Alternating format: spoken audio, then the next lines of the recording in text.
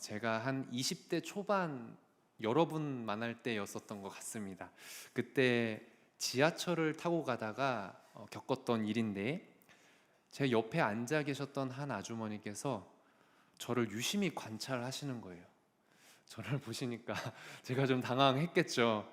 그러면서 대뜸 저에게 말을 건네시는데 이런 말씀을 하셨습니다. 학생, 교회 다니는가? 그러는 거예요.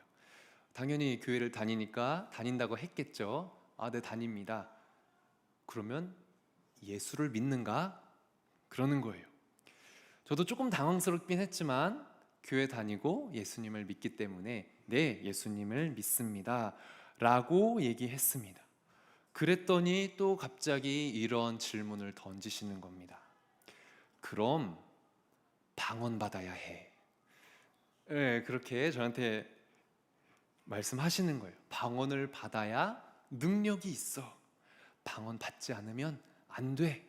라고 얘기를 하는 거예요. 순간 저는 너무 당황스럽고 지금 여기서 자리를 뜨지 않으면 위험하겠다 라는 생각이 들어서 바로 지하철에서 내렸던 그런 경험이 있습니다. 방언에 대해서 많이 들어보셨을 것 같아요. 방언은 성경에 보면 외국어라는 의미로 쓰이는 경우도 있지만, 보통 우리가 교회에서 방언이라고 얘기를 한다면 사람들이 알아들을 수는 없지만, 그리고 심지어 본인이 방언으로 기도를 해도 그게 무슨 뜻인지 알 수는 없지만 하나님께 깊은 기도로 나아가게 하는 기도의 언어라고 우리는 방언에 대해서 생각을 합니다. 아마 여기서 방언 받으신 분들도 아마 있을 수도 있을 것 같아요. 근데 방언으로 기도하지 않는 분도 계실 거고요. 그래도 주변에서 기도회 같은 거를 할 때 방언으로 기도하는 거 아마 들으신 분은 계신 것 같습니다. 혹시 들어보신 분 계신가요? 네, 많은 분께서 들으셨네요. 굉장히 신비한 현상이죠. 이게 알아들을 수 없는 말이거든요. 막 혀가 이렇게 꼬여지면서 기도를 합니다. 그런데 이 방언과 같은 것을 우리는 뭐라고 얘기하냐면 은사라고 합니다. 은사. 이 은사라고 하는 게 뭐냐면 예수님을 구주로 믿는 사람들에게 성령님께서 선물로 주시는 것, 그것을 우리는 은사라고 합니다. 그런데 성경에 보면 은사에는 방언만 있는 게 아니죠. 은사에는 여러 가지가 있는데, 오늘 읽은 본문 말씀 중에 8절에서 10절 말씀에 보면 여러 가지 은사에 대해서 나열하고 있는 것을 볼 수가 있습니다. 한번 8절에서 10절을 보실까요? 어떤 은사들이 있을까요? 지혜의 말씀이 먼저 언급되어 있고요. 그 다음에 또 뭐가 있죠? 지식의 말씀, 그리고 믿음, 병고침, 또 뭐가 있나요? 능력 행함, 그리고 예언, 또 영분별, 그리고 각종 방언 말하는 것, 그리고 방언을 말하는 것뿐만 아니라 방언을 통역하는 것도 은사에 성령님께서 주시는 은사로 나열되어 있습니다. 그런데 성경에 보면 이 고린도전서 12장에만 은사가 나열되어 있는 건 아니고요. 로마서 말씀에도 또 은사에 대해서 기록되어 있는데, 우연의 일치인지 모르겠지만 고린도전서 12장 그리고 로마서도 12장에 기록되어 있어요. 뭐 의도한 건 아니겠지만 아무튼 로마서 12장 7절 이하의 말씀을 보면 이런 은사들도 기록되어 있습니다. 제가 한번 얘기해 볼게요. 섬기는 일, 그리고 가르치는 일, 그리고 위로하는 일, 그리고 구제하는 일, 그리고 다스리는 일, 긍휼을 베푸는 일, 이게 성령님의 은사라고 기록되고 있습니다. 여기에서 말하는 은사들은 좀 굉장히 일반적이죠. 상식적이기도 하고 나도 할 수 있는 것 같은데 라고 하는 것들이 기록되어 있습니다. 예수님을 믿고 성령님께서 주시는 선물로 이 은사들을 우리들에게 주신 거예요. 그러면 나도 은사 받았구나 라고 생각할 수도 있겠죠. 그런데 오늘 고린도전서의 배경이 되는 고린도 교회에는 뭔가 문제가 있어 보입니다. 그건 뭐냐면 마치 제가 지하철에서 만난 아주머니의 말과 비슷해요. 뭐냐면 방언을 받아야만 제대로 된 신앙생활을 할 수 있다고 주장하는 겁니다. 직접적으로 본문에 언급되어 있진 않지만 방언과 관련된 전체 맥락 12장부터 시작해서 14장까지에 이르는 전체 내용을 보면 고린도 교회가 얼마나 방언에 치중해서 집중하고 있는지를 확인할 수가 있는데요. 그러니까 방언과 같이 신비한 능력이 드러나는 은사들이 최고다. 그걸 받아야 진짜 신앙생활 하는 거다. 이렇게 여겼던 거죠. 처음에 고린도 교회 사람들이 그랬을까요? 처음에는 아니었던 것 같아요. 처음에 고린도 교회 사람들은 부활하신 예수님을 만나고 그 예수님을 너무나 사랑했기 때문에 각자가 성령님께서 주시는 놀라운 은사들을 다양하게 선물로 받았고 그것을 경험했을 겁니다. 고린도 전서에 기록된 은사뿐만 아니라 로마서에 기록된 은사들도 다양하게 다 받아 누렸을 거예요. 사도행전 2장 말씀에 보면 이전에도 함께 나눴었던 적이 있는데 하나님은 부활하신 예수님의 이름을 부르는 모든 사람, 세례받고 회개하는 모든 사람들에게 무엇을 주신다고 약속하셨냐면 성령의 선물을 주신다라고 말씀을 하셨거든요. 고린도 교회 사람들도 예수님을 사랑했고 부활하신 예수님을 부르짖었기 때문에 성령님의 선물을 다 받아 누렸을 겁니다. 그러나 시간이 지날수록 고린도 교회 사람들은 능력이 많고 신비해 보이는 방언과 같은 은사들이 더 거룩해 보이고 좋아 보였나 봅니다. 물론 성령님께서 주시는 선물로서 방언과 같은 은사들이 주는 유익은 분명히 있습니다.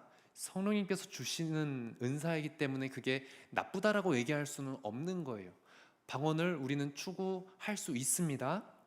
하지만 고린도 교회 안에서는 방언처럼 신비한 능력을 보이는 은사를 받은 사람들이 점점 영적으로 높은 사람인 것처럼 군림하기 시작했던 거예요. 그렇지 못한 사람들은 그럼 어떤 취급을 받았을까요? 뭔가 부족한 사람, 신앙적으로 더 자라야 하는 사람, 뭔가 믿음이 부족한 사람, 그리고 그러한 것들이 너무나 당연하게 여겨진 것이 당시 고린도 교회의 분위기였던 거죠. 그래서 결국 고린도 교회는 처음에는 성령님께서 주시는 다양한 은사들을 받아서 풍성하게 누렸던 교회였지만 도리어 그것 때문에 성령님의 은사 때문에 어떻게 보면 차별이 정당화되는 곳이 되어버리고 말았습니다. 굉장히 아이러니한 현상들이 나타나게 된 거죠.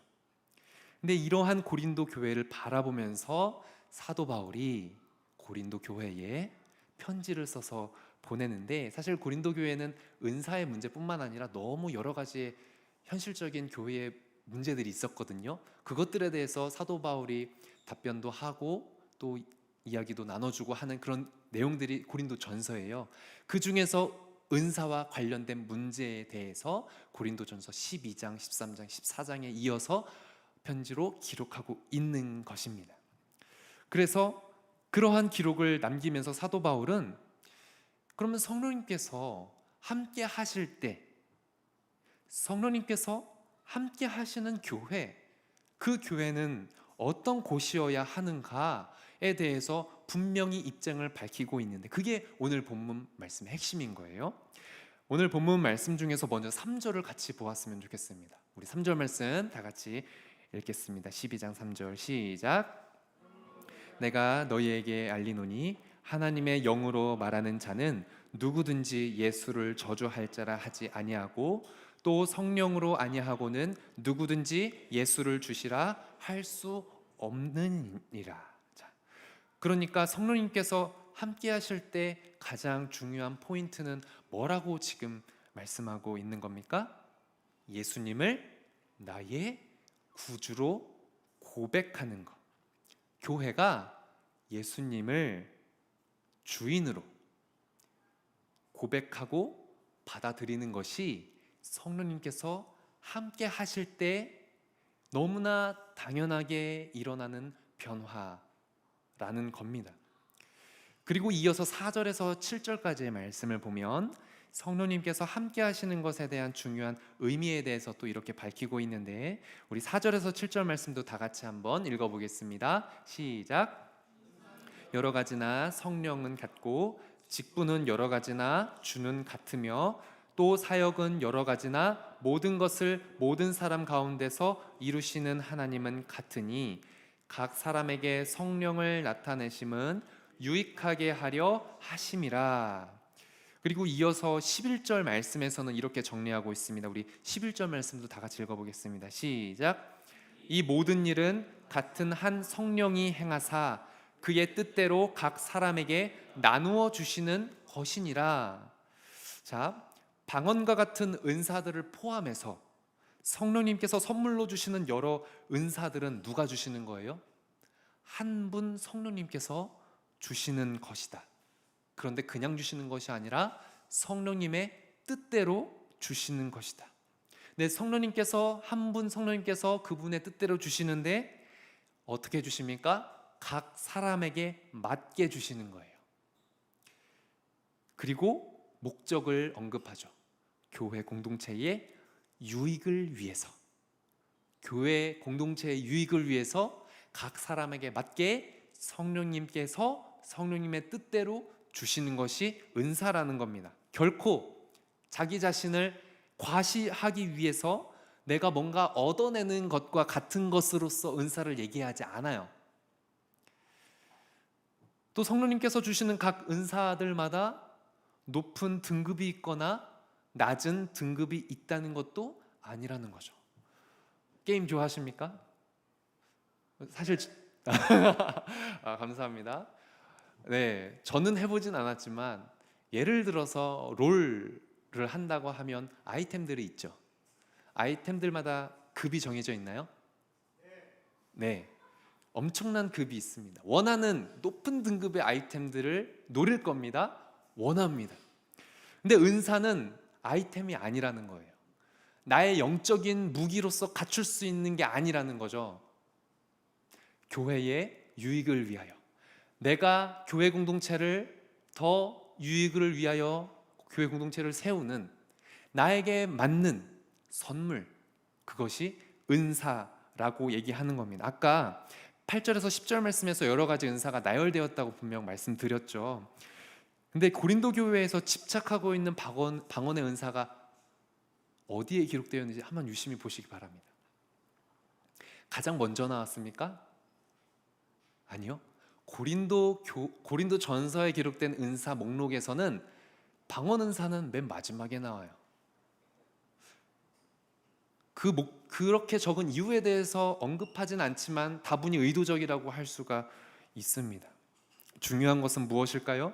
성령님께서 임재하실 때 교회가 예수님의 주인 되심을 드러내는 것, 아까 3절 말씀처럼, 그리고 교회가 부활하신 예수님과 연합되고 예수님의 다스림 안에서 교회가 하나가 되어서 서로에게 유익이 되어주는 것, 그렇게 공동체를 세워가는 것. 사도 바울은 이러한 교회의, 성령님께서 함께 하시는 교회의 모습에 대해서 이렇게만 얘기하고 마무리하지 않습니다. 조금 더 쉽게 명확하게 그 의미를 드러내기 위해서 친절하게 하나의 비유 이야기를 들려주죠. 그게 12절 이하부터 기록된 말씀인데요, 몸과 각 지체라는 어떤 그림 언어를 통해서 우리가 쉽게 관찰할 수 있는 것을 통해서 이 성령님께서 함께 하시는 교회의 모습에 대해서 설명을 해주고 있습니다. 요약하면 이거죠. 한 몸을 이루고 있는 각 지체는, 우리 몸에는 각 지체들이 있잖아요. 우리 몸에 뭐가 있죠? 머리, 또 눈, 코, 입, 귀, 손, 손가락, 손톱, 발, 배꼽, 뭐 여러 가지가 있을 텐데, 한 몸을 이루고 있는 각 지체는 서로 다르지만 한 몸을 이루고 있기 때문에 어떤 관계가 된다는 거예요? 서로 돌보는 관계. 그 어느 것 하나 중요하지 않은 것이 없는 하나로 연합된 관계라는 거죠. 조금 더 구체적으로 보면 17절 말씀에서 알 수 있듯이, 만일 그러한 관계를 다 무시한 채 온 몸이 눈으로만 되어 있다고 하면 어떨까요? 그냥 다 눈이에요, 온몸이. 뭐 상상도 안 되겠지만 그렇게 한다면 어떻게 될까요? 보는 거 외에 할 수 있는 게 없겠죠. 당연하죠. 그리고 온몸이 귀로만 되어 있어요. 우리가 다 귀처럼 생겼어요. 다 그냥 귀예요. 그러면 어떻게 될까요? 듣는 것 외에 할 수 있는 것은 없습니다. 그리고 눈이 손에게 이렇게 얘기하는 거죠. 너 좀 쓸데가 없어 보인다. 너 볼 수 없지? 너 쓸데없어. 라고 하거나 머리가 발에게 넌 냄새만 나지 할 수 있는 게 뭐냐? 라고 할 수 없는 거죠. 그게 21절에서 말하는 바겠죠. 그래서 18절에 보면 하나님께서 이렇게 말씀하신다고 얘기하는 거죠. 각 지체를 뜻하신 바대로 각각 한 몸에 두신 것이다. 하나님께서 원하신 바대로 각 한 몸에 각 지체들을 두신 것이다라고 분명하게 밝히고 있는 겁니다. 그리고 22절을 볼까요? 22절에 뭐라고 기록되어 있죠? 오히려 약하게 보이는 몸의 지체가 오히려 더 요긴할 때가 있다라고까지 얘기합니다. 혹시 코털에 대해서 묵상해 보신 적 있으신가요? 코털. 오늘 나 하루 물론 이제 좀 외모를 위해서 코털을 다듬는 경우도 있지만 오늘 코털을 묵상하고 오신 분 계십니까? 아마 거의 없을 것 같습니다. 코털은 겉보기에는 제거해야만 하는 불필요한 존재처럼 우리는 여길 때가 많이 있죠. 그러나 코털이 없으면 어떻게 될까요? 우리는 매일 병원에 가야 될지도 모릅니다. 코털이 있기 때문에 우리가 호흡할 때 공기 중에 있는 각종 먼지와 진드기, 세균 등을 1차적으로 거를 수가 있거든요. 이게 엄청난 큰 역할을 하는 겁니다. 눈에 보기에는 정말 쓸데없고 없었으면 좋겠고 하는 존재처럼 우리 몸에 붙어 있지만 우리 몸을 위하여 너무나 요긴하게 쓰이는 존재가 이 코털이라는 거예요. 그리고 23절부터 26절을 보면 어떤 걸 알 수 있냐면 하나의 몸에서 일어나는 상호작용에 대해서 우리들에게 통찰을 던져주고 있거든요. 우리 몸은 무슨 말이냐면 우리 몸은 부족해 보이는 지체에 더 관심을 가지고 귀하게 대해준다는 거예요. 우리 몸 안에서 뭔가 부족해 보이는 기관이나 지체가 있다면 다른 지체들이 그걸 커버하기 위해서 도와주고 귀하게 여겨준다는 거예요. 원래 아름다운 지체에는 그럴 필요가 없겠지만 14절 상반절 말씀처럼 원래 아름다운 기관이나 지체들은 그럴 필요가 없을 수 있지만 모자라 보이는 지체에는 우리 몸 안에서 더 큰 아름다움을 선사해서 몸 전체가 조화를 이루게 하고 서로를 돌보게 한다는 거죠. 그게 23절에서 25절까지의 내용이거든요. 정상적으로 작동하는 몸이라면 한번 생각해 볼게요. 태양이 막 눈을 막 이렇게 비추고 있습니다. 선글라스가 없어요. 엄청 눈부셔요. 그럼 여러분 어떻게 할 거예요? 그냥 반사적으로 어떻게 해요? 눈이 부셔요. 어떻게 해요? 눈을 찌푸리고. 손이 어디로 가요? 당연히 가리죠. 이게 너무나 당연한 현상인 거예요. 걸어가는 길에 돌부리가 있다면 어떻게 할까요? 다리가 걸려 넘어지지 않도록 누가 지켜봐 주는 거죠? 눈이 그것을 보고 다리가 걸려 넘어지지 않도록 하는 거죠. 눈이 다리를 씻으면서 너 한번 걸려 넘어져 봐라 이렇게 하지는 않는다는 거죠. 이게 몸에서 일어나는 상호작용이라는 거예요. 부족해 보이는 부분을 다른 지체가 보완해주고 더 아름다운 몸이 될 수 있도록 더 몸이 조화를 이루어 나갈 수 있도록 도와준다는 거죠. 그렇기 때문에 한 지체가 고통을 받고 있다면 몸 전체가 함께 고통스러워하고 한 지체가 수고롭다면 다른 지체들이 같이 수고를 해주고 한 지체가 영광을 얻으면 다른 모든 지체가 함께 즐거워한다는 것, 그게 26절 말씀이잖아요. 그게 우리 몸이 우리들에게 알려주는 어떤 메시지인 거죠. 몸은 결코 연약한 지체가 있다고 해서 분쟁을 일으키지 않습니다. 몸 안에서 서로 시기 질투하지 않습니다. 서로 돌보아서 최대한 아름다운 몸을 만들어 나가려고 합니다. 사도 바울은 이러한 몸과 각 지체에 대한 비유를 그려낸 이후에 27절에서 이렇게 정리합니다. 우리 27절 말씀 함께 읽겠습니다. 시작. 너희는 그리스도의 몸이요 지체의 각 부분이라. 몸과 지체에 대해서 이렇게 설명을 한 다음에 너희는 누구냐? 바로 그리스도의 몸이다. 예수님의 몸이다. 각 지체다. 이렇게 얘기하는 겁니다. 바울은 지금 무엇을 말하고자 하는 건가요? 성령님께서 임재하실 때 교회는 비록 평범하기 짝이 없는 자들로 모여 있을지 몰라도 서로 나뉘어지는 존재가 아니라 예수 그리스도의 몸, 예수 그리스도의 몸의 각 지체, 예수 그리스도라는 초월적인 토대 위에 존재하는 거룩한 공동체가 우리 교회라는 겁니다. 다시 말하면 성령님께서 함께 하실 때 교회는 예수 그리스도를 주로 고백하며 예수 그리스도 안에서 연합되고 예수 그리스도의 몸으로서 하나됨을 추구하게 된다라는 말씀이에요. 그리고 여기에서 사도 바울이 몸과 각 지체로 비유한 것은 어떤 의도가 있다고 여겨집니다. 그러니까 단순히 피상적이고 뜬구름 잡는 말을 하려고 이 비유 이야기를 끌어다 쓴 게 아니에요. 성령님께서 함께 하실 때에 실제로 우리 몸뚱아리가 예수 그리스도 안에서 한 몸을 이루는 교회로 연합되는 데 사용되어야 한다. 그것이 중요하다라고 말을 하고 있는 겁니다. 생각으로만, 마음으로만 그렇게 해야 된다는 것이 아니라 우리 삶이, 우리 이 육체가, 우리 몸이 그러해야 된다는 거예요. 몸이라고 하는 단어는 바울이 굉장히 강조하는 단어입니다. 로마서, 특별히 이것을 잘 보여주는 데가 로마서 12장 1절이거든요. 로마서 12장 1절의 경우에 바울은 이렇게 이야기합니다.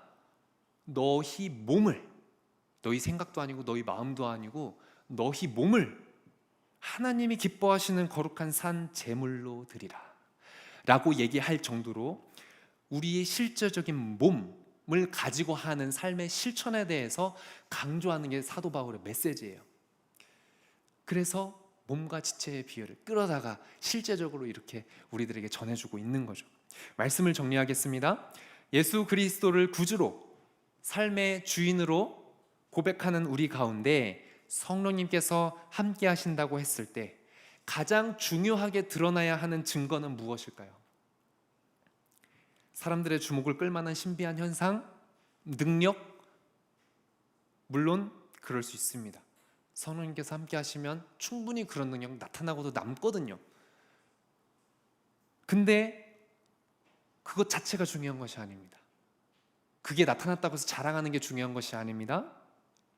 설령 그러한 능력이나 현상이 나타나지 않는다 할지라도 그저 평범한 일상 속에서 뭔가 별 의미 없어 보이는 자질구레한 일이 우리 일상 속에서 반복되는 것 같은 것이 우리의 신앙생활처럼 보여진다 할지라도 우리 눈에 보기에 약해 보이는 자들이 우리 곁에 있을 때, 어울리지 못할 것 같은 자들이 우리 곁에 있을 때 그들이 더욱 요긴한 존재로 여겨지고, 그래서 그들과도 함께, 우리 모두가 함께 연합되어서 그리스도의 몸을 이루어 나아가는 교회가 되는 것, 그게 성령님께서 함께 하실 때 나타나야 하는 너무나 중요한 증거가 되는 겁니다.